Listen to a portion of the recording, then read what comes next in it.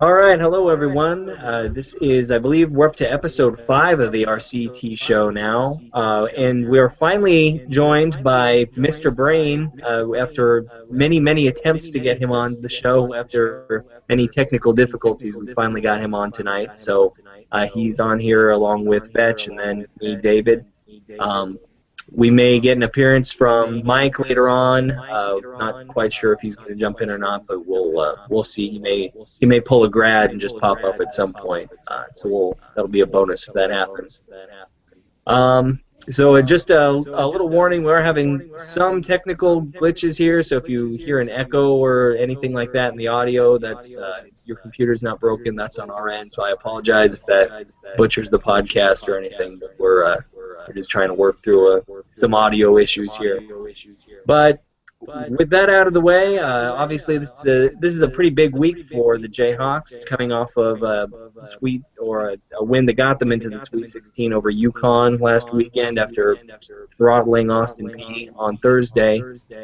We're back in the Sweet 16 after 2 years off, and hopefully, we can keep the run going. But we've got a formidable opponent coming up.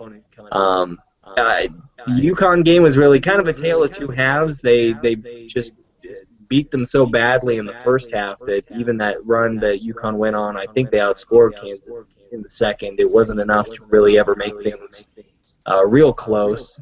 But overall, probably, I think we can pretty much agree that it was an impressive performance by the Jayhawks against UConn on Saturday.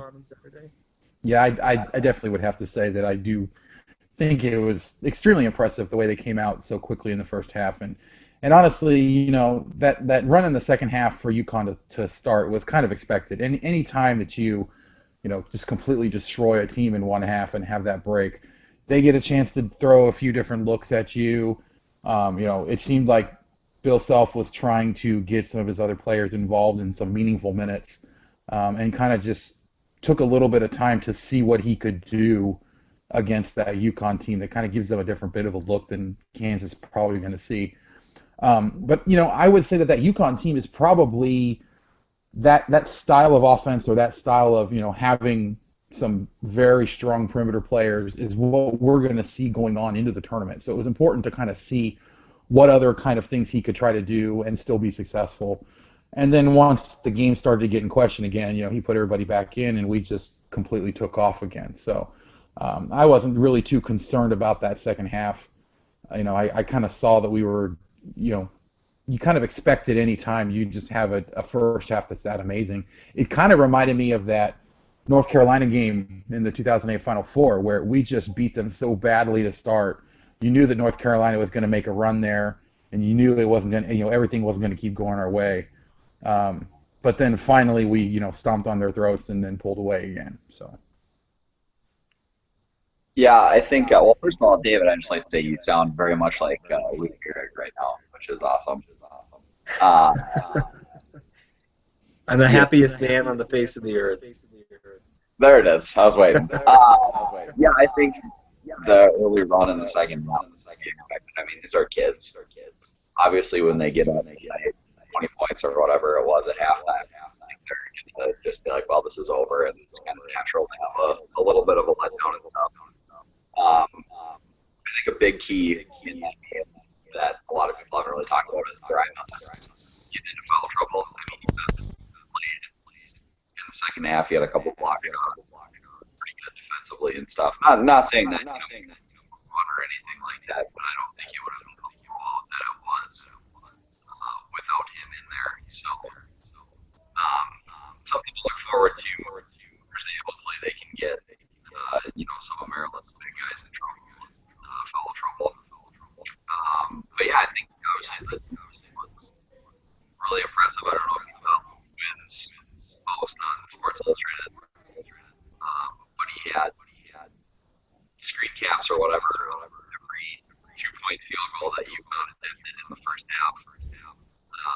That wasn't the layups they got off Mason turnovers, and they were all with one or more guys right up there and contesting really well and stuff. So the defense has been great. I mean, we've seen it kind of since they recovered from the slump in late January.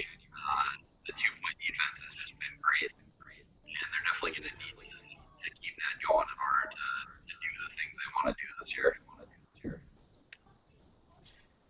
Yeah, I don't know how much of the UConn game to label a fluke, because I mean, at least offensively, you can't rely on, just basically hitting all of your shots the way it seemed like Kansas was early. But at the same time, um, uh, I think the defense is pretty legitimate just because it has been so steadily improving across the over the course of the season, like you said, since that slump in January. So it will, like you said, it will be important against Maryland. To me, as far as the Maryland game goes, I think Melo Trimble is the biggest thing that we'll have to keep an eye on. He's going to apparently be guarded by Frank Mason, according to what Bill Self said today at the press conference. So I thought that was an interesting move. I was pretty sure that he'd use Devontae Graham on him. I think Mason's given up 3 or 4 inches to Trimble. But maybe he trusts Mason to guard him without fouling more, because Trimble, I know, has a great free throw rate, gets to the line a lot. So that'll be Yeah, something I I'm don't. definitely keeping an eye on. Yeah, I was gonna say. I mean, I'm not really too concerned about whether it's Mason or Graham or even Selden. That's I mean, we've had all three of those guards have been able to play lockdown defense on the key guy for our opponents at various times throughout the year. So honestly, I think for Mason, it's just a leadership and seniority issue, and that Self knows that he can trust him to start. It, I'm sure that point was going to be awesome before he disconnected. I want to go back to the UConn thing real quick, like you were saying with them making all their shots. Like they definitely were, on fire early, but I was really impressed with the way that Kansas controlled the game and stuff. Despite UConn shot 45% from three, Kansas was like 35% from three. And I mean, Kansas shot bad from three against Austin P as well, but like that's kind of the bottom of their range. I don't really foresee them going under 30% or anything from three. So hey, you're back. So just yeah. here, and then I'll let you jump back in. I really foresee Kansas shooting kind of improving from here. So that's a few extra points on offense that they're going to get, and even if it's only 100 or threes that they're making, 6 points extra against a team like Maryland is probably pretty huge. So I'm optimistic about the offense kind of improving just because of that. They might not make as many point jumpers or whatever, but I think that's a trade-off I'm willing to make. Feel free to go ahead. All right. Yeah, Andy, you can jump back in. We lost you kind of mid-sentence there. Yeah, I'm not really sure where I left off, but I'll kind of just jump in with the second point I was going to make. I was actually reading over, taking a look at Testudo Times, which is the SB Nation site for Maryland, and they were talking about how we're the perfect matchup for Melo Trimble to just go off. And I kind of saw some of the points. Basically, what they were saying is the way that Kansas defends the screen. Where we don't, have the guard really try to fight through or have the big man help or anything like that, was going to give him an opportunity to get some space and start making some shots. What we've seen, though, is, Kansas and our guards can get around a screen a lot quicker than most people can. And so when they were trying to break that down and, kind of talk about how, well, that's going to give him a bunch of time, he's going to be able to get off shots. I really feel that just with how quick our guards are, I'm not as worried about that. And there is some concern for Maryland about what they have down low and what they're going to be able to go ahead and actually do off of those screenplays and off of that kind of stuff. So, there's a reason that Maryland, you really only hear a lot about Melo Trimble. They do have some capable guys down low and some of the other guards, but there's not really anyone else that you're really too scared about. Unlike with like in Oklahoma where they have, they have multiple players that you have to be concerned about. I'm not necessarily that concerned with Maryland in terms of those matchups. So. Yeah, I mean, Maryland definitely has some things that can hurt Kansas, and as much as I hate to use the fallback argument of, oh yeah, well, Bill Self, I think that kind of applies here. I mean, the guy is basically a defensive savant.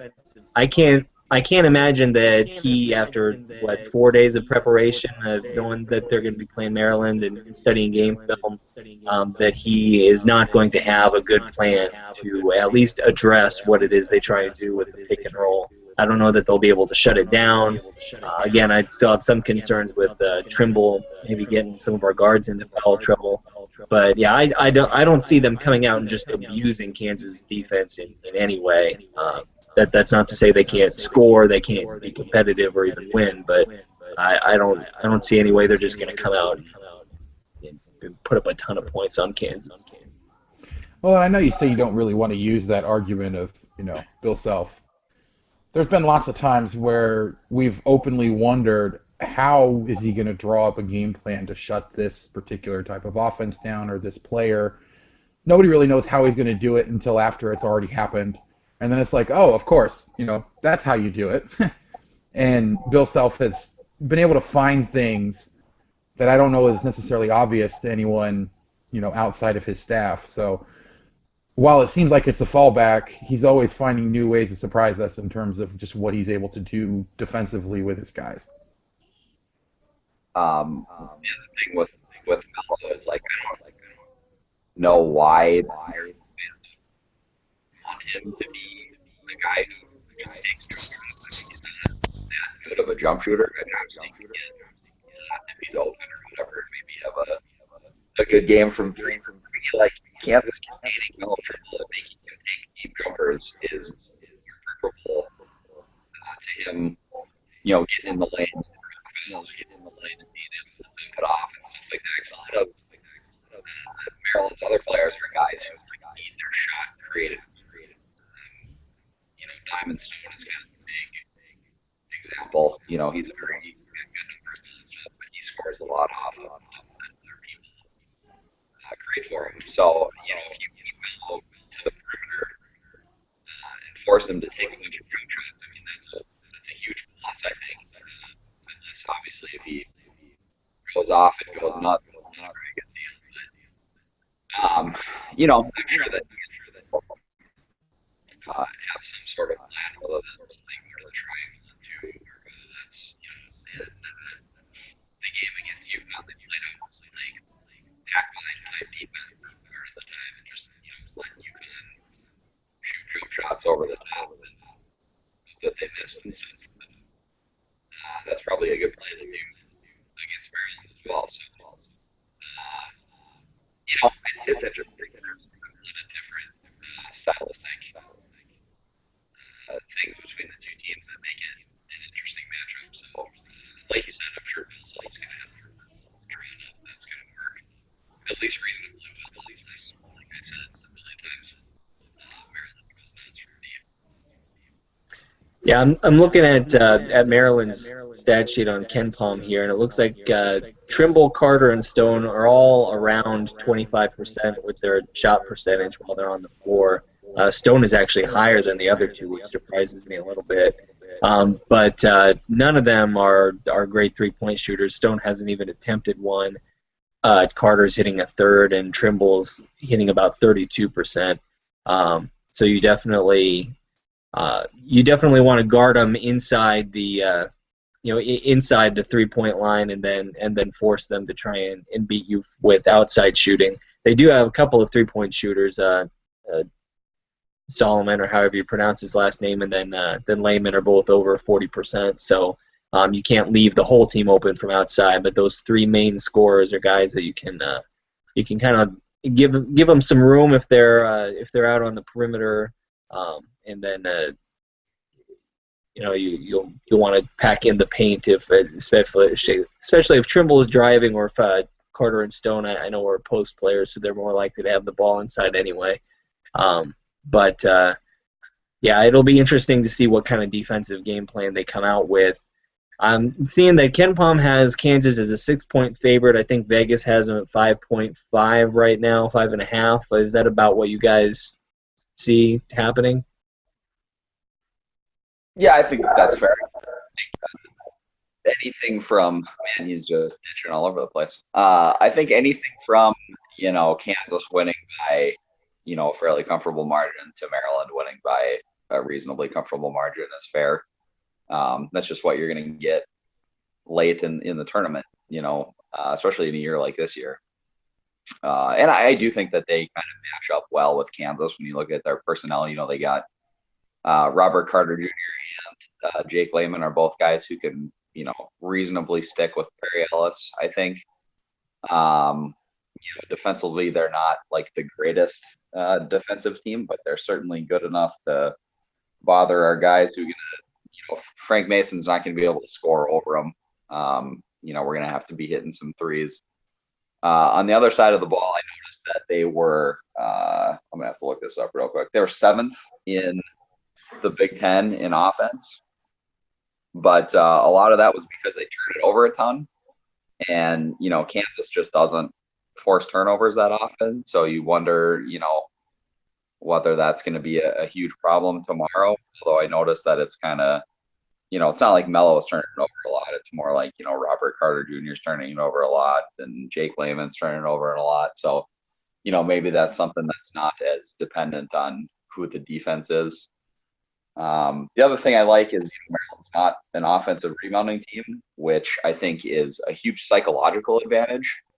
Kansas is a really good defensive rebounding team, but I think it's such a bonus when, in that first half on Saturday, UConn didn't even go after the boards on offense. They were so so intent on getting back in transition. And it was to the point where you knew once they took the shot that if they missed it, the possession was over. And, I don't know if that made them tighter on offense. It made them think like, well, we have to make this one or else. But I just think, it's so demoralizing to watch like West Virginia get 1, 2, 3, 4, 5 cracks at it in the same possession and then score.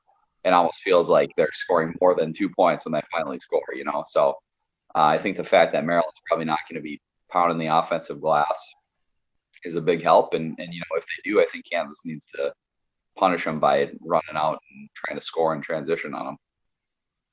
Yeah, it's interesting. I mean, Kansas is a better offensive rebounding team and probably better right now than their numbers would even indicate just because of the way Landon Lucas is playing. But neither's a top-notch offensive rebounding team. And then neither team turns it or forces their opponent to turn it over much. Kansas just has slight advantages in both of those areas. It's a lot easier to talk, and I'm not hearing myself echo after every word. Yeah, it's I don't know how big a role turnovers are going to play in this game just because neither team is great at taking care of the ball, and neither team is great or even particularly good at forcing the other team to turn it over. So if Graham and Mason can come up with a couple of steals, then that'll just kind of be a bonus. It's interesting to me that there hasn't been a lot of discussion that I've seen or heard amongst Kansas fans about the size and the height that Maryland has down low. I mean, for the last couple of years, we've been terrified of teams that can block shots, that have big guys. We watched Perry Ellis go through so many struggles with when he's been guarded by guys who are taller than him who can block shots. There was even some concern about that going into the UConn game, but now I'm not really hearing it that much when the KU fans talk about Maryland. Are we past the point where we're just scared to death of teams that can block shots and have guys who are 6'10", 6'11" inside? I'm afraid just because, Kansas loves to get the ball to the rim. I mean, you saw it against UConn. They had 3, 4, 5, I don't know how many it was, passes over the top to both Perry and Lucas. I think, like I said earlier in the show, part of the reason why that concern didn't show up so much was because of foul trouble. I think you'll see Kansas try to get the ball inside early just to, maybe get some foul trouble again. That would obviously be very helpful. But I think the other thing is, Perry's just improved his range and his ball handling a lot to where you just have to respect his shots. And then, if you go out there against him, good luck staying with them. You saw it in the Texas game when both Connor Lammert and Prince Ebay went out and tried to guard him on the perimeter. He just went right by him. I think Lehman and Carter are both better than that. Like, I definitely think they can stick with him a little bit. But, that has an added benefit, even if, Perry just pulls him outside, and that opens things up for, Mason driving or Graham driving or Selden driving, or, maybe even dumping it into Lucas or, Bragg or Trailer or whoever. And, it, like I said, it's just such an interesting matchup. This is the type of thing that I wish we were playing them in like January, because I could just focus on how cool of a matchup it is and like the stylistic differences, rather than being worried all the time about whether or not we're going to win. One thing I think would be interesting is I think they would get killed defensively, so they'd have to do something on that end. But like a Perry and Bragg pairing, that kind of they're both more like perimeter big men. I think that would be kind of interesting to have to pull both of those big men out for Maryland, because obviously both Perry and Bragg can shoot it. I don't know. I will say this. Self is going to make Maryland adjust to them. He's not going to screw around with stuff. I mean, he's going to play his guys and have his game plan the way he wants it, and make Maryland adjust to them. But it's just, you can see positives and negatives for both teams, I think. Yeah, and going back to Self, how big coaching advantage do you give Kansas in this game? I know you've not been the biggest proponent of Mark Turgeon when it comes to conversations about eventual potential replacements for Self.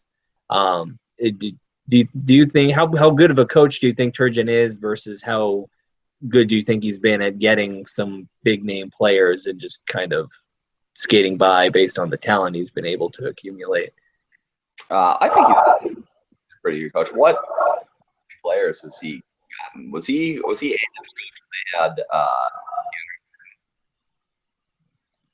They had You trailed off there at the end. I couldn't hear the last part. Like, I don't even know what big name recruits he's gotten, to be honest with you. That's also something that, when we're talking potential Self replacements, I'm not super worried about, just because, we're Kansas. I mean, not to sound all high and mighty about it, but I don't really foresee them having recruiting problems anytime soon.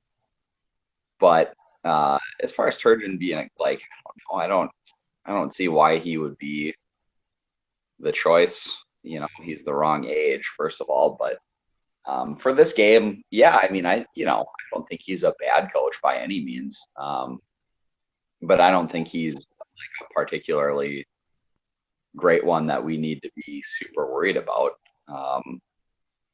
They played Michigan State tough a couple times this year, and they, have good luck, I guess, if you want to call it luck, in close games over the last couple of years, which I think part of it is probably coaching. I mean, I think that's what we were talking about when we played Baylor. Like, Kansas is tied with Baylor with 5 minutes to go, and you just assume Kansas is going to make a couple of plays and Baylor won't because of Bill Self. So, maybe that there's a little bit of something in that Mark Turgeon has discovered something, but I don't think that Maryland has an edge, that's for sure. As far as how big Kansas's edge is on that side, I mean, I don't know. Self's definitely a really good defensive coach. They'll have stuff drawn up. Offensively, I'm sure they're just going to kind of do their thing and see what happens. So, as far as him bringing in guys, it looks like he recruited Trimble and Stone, and then Carter was a transfer from Georgia Tech, and Suleiman, of course, came over from Duke, and then he inherited Lehman. So he's really Trimble and Stone are the two high school players that he's actually recruited to Maryland.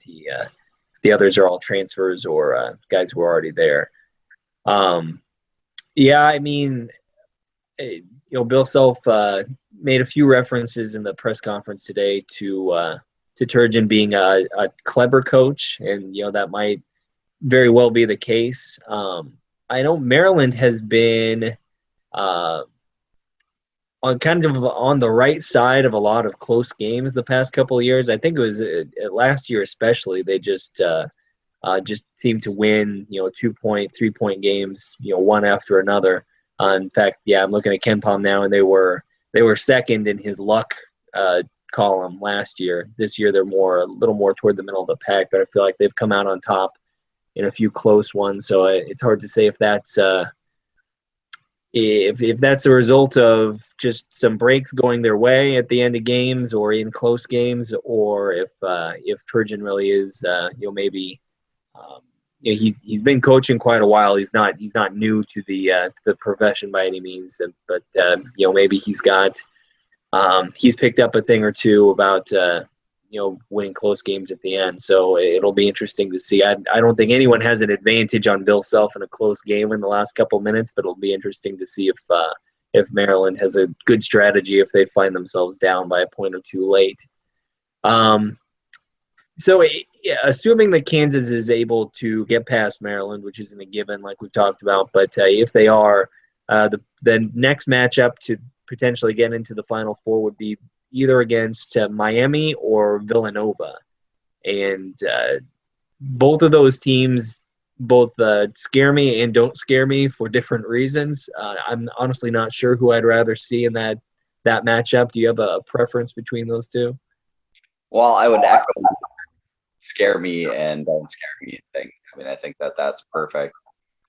I don't really care. I mean, Miami isn't really deep. And so they have 3 guys who transfer from Big 12 teams that, they're going to know how Kansas plays probably, but at the same time, Big 12 is going to know their games a little bit and have a little bit of head start on preparation. And also none of those guys except for the guy who transferred from Oklahoma State. Shit, I can't remember his name. I don't know if I can swear on that either, but I just did. You can now. I know Angel Rodriguez came from K-State and McClellan came from Texas. I didn't know they had an Oklahoma Stater on there too. Yeah. Just recently, he was on the Marcus Smart teams. I'll find it in 4 seconds here. Yeah, I'm clicking around trying to figure out who it would be. This is great broadcasting here, by the way. Oh, Kamari Murphy. There you go. He's the only one of those 3 that's beaten Kansas. I think I looked it up, and they're 2-12 among the 3 of them against Kansas. So I mean, I don't know. That's something that maybe is important, maybe isn't. But yeah, I mean, Maryland just doesn't, or not Maryland. Excuse me, Miami just. I don't know. They don't really scare me that much, and maybe they should. But just watching them play a couple times this year, when they're bad, they just look really bad. And with Villanova, I think their thing is Villanova is you're playing the lottery with them just because they take a ton of threes, and they don't make a ton of them, but they made a ton of them against Iowa, and Iowa didn't play all that bad, and Nova just killed them because they were making all their threes. So I think that's something to be a little bit worried about. I think Kansas matches up well with Villanova, and I don't think I think Villanova is a little overrated. But if they're making their threes, they're probably just going to win. So I think in that sense, I'd probably rather play Miami. But I think you're right in that it's kind of a horse apiece. Yeah, Villanova. What worries me is that, and again, they play in the Big East, which is not a bad conference, but it's not a Power 5 conference. But they've got for the year a turnover. Or they're able to turn teams over more than 20% of the time, and it looks like it was right around 20% in Big East play. So they do create a lot of turnovers. So if you combine that with a good shooting night, then they're going to be pretty much unstoppable no matter who they're playing. I guess the one nice thing is, and this is partially because of taking so many jump shots, but they are not a good offensive rebounding team at all. So Kansas would definitely have the advantage inside there, and I'm not sure they have. I'll admit I haven't seen a whole lot of Villanova this year, but I don't – from what I know of them and from what I'm seeing based on the size that they use, I don't know that they would have a whole lot of success trying to contain Perry Ellis. So if they're not hitting their shots, I almost feel like Kansas might have a bigger advantage there than they would over Miami, who's a little more of a complete team and a little less – I don't know if gimmicky is the right word, but at least maybe more of a standard basketball team, whereas Villanova is a little more of a curveball. Yeah, I think you're right. I think Villanova is almost, if they're, what are they here? They're 35% from three this year. Yeah. Yeah, 35% in Big East games too. Like if they're shooting 35%, Kansas is probably going to beat them fairly handily. But if they're shooting, they're shooting a ton of threes. So if they're shooting, 40 or God forbid, 45% or something like that, then, there's not really going to be a lot you can do. But I think, Kansas could score on them well, and I'm not really concerned with Villanova scoring a lot inside the arc on them and stuff. And I don't know. I'd rather probably just play Miami, like you said, just because they're, a little bit more standard and there's, it's a little bit easier to prepare for them on a 2-day rest, I think, than Villanova. So the other thing, I guess, with Villanova is they don't really have a bench.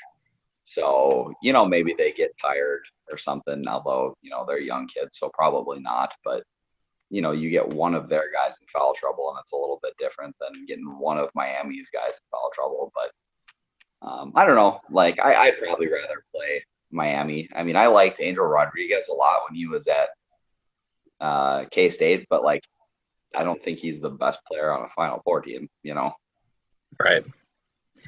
Yeah, it's interesting, that collection of former Big 12 players he's got. They've had so much success this year, but none of them are really outstanding players. I mean, Rodriguez and McClellan are both solid guards, but they're not.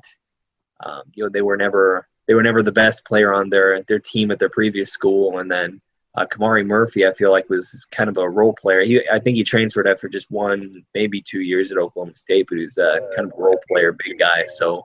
It's a team without a lot of star power, but they were able to really do well in a really tough conference in the ACC, or at least tough conference at the top. So, yeah, they kind of puzzle me a little bit with how successful they've been this year. Yeah, it looks through their KenPom page, and they won a lot of close games. 3 points over Virginia, 2 points over Pitt. Looks like 7 over Georgia Tech, 2 points over Florida State. So, like, I mean, they're not like blowing things out, and these aren't really like the upper echelon, ACC teams. I mean, they lost to Clemson, they lost to NC State, they lost to Virginia Tech. So, like, I don't know, they were 5th in the ACC in both defense and offense. So I don't know. They didn't have to go to Duke either, So they didn't have the toughest schedule in the world, although it looks like they didn't host North Carolina, so that kind of washes. I don't know. I'd rather play them. I think they could beat Villanova too, but I'd rather play Miami. Yeah, I think I'd rather. I would agree with you. I'd rather play Miami just because they don't have basically a cheat mode that they can go into like Villanova does, where they can just start raining in threes, and there's not much you can do about it. At least you feel like you have a little more control over the game, I guess, if you're playing a team like Miami that has a little more standard style of play. So I mean, that pretty much wraps up everything for KU right now. But is there anything else in the bracket other than the obvious things like Michigan State going down? Anything else that's surprised you, or yeah, any thoughts on the Big 12 having 3 teams in the Sweet 16, but also some early exits from its other participants in the tournament? Well, the conference thing is a little ridiculous to me. I mean, are we really going to say like the Big 10 isn't as good because Michigan State had this fluke loss in the first round? Or like, are we really going to ding the Big 12 because Texas lost on a friggin' half-court shot? I don't really, buy into the whole conference. I mean, it's all matchups. Like West Virginia had to play one of the best 14 seeds of all time, and Baylor had to play a road game against Yale. Like those are 2 pretty tough matchups. Meanwhile, like Iowa State's a good team, obviously, but like they got to play a 13 and then a 12. Yeah. That's obviously a little, So I don't really buy into it. One thing, I guess, I was reading stuff online, and actually on Reddit, someone posted a question. The Northern, for people, obviously everyone knows this, but just a quick recap. Northern Iowa blew, what was it, a 10-point lead with like 30 seconds left? I think 11, yeah. 11-point lead with like 30 seconds left to Texas A&M. Someone posted a question of, could you and four of your friends hold an 11-point lead over Texas A&M with 30 seconds left? And I think absolutely you could. Yeah, and if it had happened to any other team, I might feel bad, but sorry, UNI. Sometimes in the tournament, you get your heart broken. You'll have Yeah. to learn to live with that. I do feel bad because their head coach, Ben Jacobson, went to the same school as I did for undergrad and is from North Dakota. So I was rooting for him. I can't help it. I actually had hopes before he really blew up that he would be UND's coach, but that ship has sailed. But yeah, I think the couple of times, especially that last one when I think it was Wes Washburn was getting, first of all, he was getting fouled because he was getting like pushed off his spot. But when he jumped and did the try to throw it off the A&M guy and throw it out of bounds with 10 seconds left or whatever that was, why not just throw it down the other end of the court? I mean, even if you chuck it out of bounds, they're going to have, 6 seconds left to race up and get a shot. I mean, you're not going to get a great shot off in that amount of time. I would have just chucked it as far as you could, or even if you take the 10-second call, I think there would have been like 1 second left or something like that. So that was quite a brain fart by that kid, but it would have made sense, but that kind of reminds me of the whole should Tyshawn have dunked it against Purdue debate of, in that situation, can you expect a college player to have the frame of mind to actually think to do that, to do something as unnatural as just randomly chucking the ball down to the other side of the court? Or do you just kind of expect instinct to take over and have them, just naturally do what they would do in any other situation in the game? Yeah, that's fair. Do we want to ignite the should Tyshawn have dunked it debate right here? Of course he shouldn't have did it. First of all, that was the dumbest thing I've ever seen on a basketball floor from a Kansas player. Whatever. They could have, I mean, they very well could have lost the game by him dunking that, but fortunately it worked out and they didn't. So yeah, I don't know. I don't know if that gets debated anywhere else other than Rock Chalk Talk, but that might be one of the most contentious subjects on the website out of all the various things we've argued about over the years is whether Tyshawn should have dunked it in that game. Yeah, and I mean he should have, but right. He should have. But anyway, so yeah, we've fought through some technical difficulties here tonight, and I think we've already run well longer than I intended to, and I'm not even sure how well the first part of the show turned out because of the audio issues. So we should probably leave it there for now, and maybe we can try and regroup and see if we can put another one together Friday, depending on how the game goes on Thursday. So unless you have any closing comments, I think we can probably wrap this one up and put it in the books. Well, like I said, I rather would be playing a couple other teams than Maryland just because of some of the things they can do, maybe to frustrate Perry Ellis and maybe I'm not as worried, with their this whole pick and roll nonsense. I mean, Bill Self's gonna have something figured out. I am maybe a little worried that they're gonna go get super hot from three, but I'm more worried about what they can do defensively to stop Perry Ellis. But other than that, I just I think it's going to be a really good game.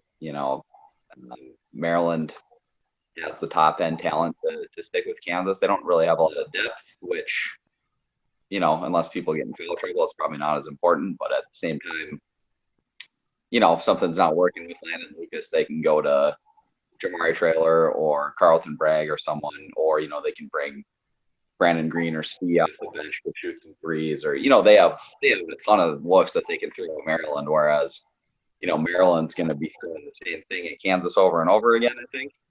So, I think Maryland, in order to win the game, is going to have to be up by a lot at halftime, because I just think, Bill Self's going to adjust in the second half. And if it's close, Kansas is going to come out in the second half and play really well. So I think that's something to watch too. So, but I think it'll be a good game. I haven't decided who's going to win yet, but hopefully Kansas. Yeah, hopefully Kansas. We can keep watching basketball without it feeling melancholy for the remainder of the tournament, and just to put the narrative once again to bed. I'm sure, if Kansas wins the title this year, but then goes out in the first weekend the next 2 years, I'm sure in 3 years we're going to be having the same conversation about Kansas not being good in the tournament. But Can't tell. A little hyped up. Yeah, it's not been a lot of sleep going on this week. It's like, yeah. Well, hopefully they can get a couple of wins and keep you up at night a little for at least another week or so here. I hope so. All right. Well, that's it for tonight. Thanks for watching. And hopefully the audio wasn't terrible on everyone else's end here at the beginning. But if it was, we'll continue to work out those kinks and make it better for you next time. So whenever you're watching this, have a good day, night, whatever it is, and hopefully we'll see Kansas win tomorrow night over Maryland.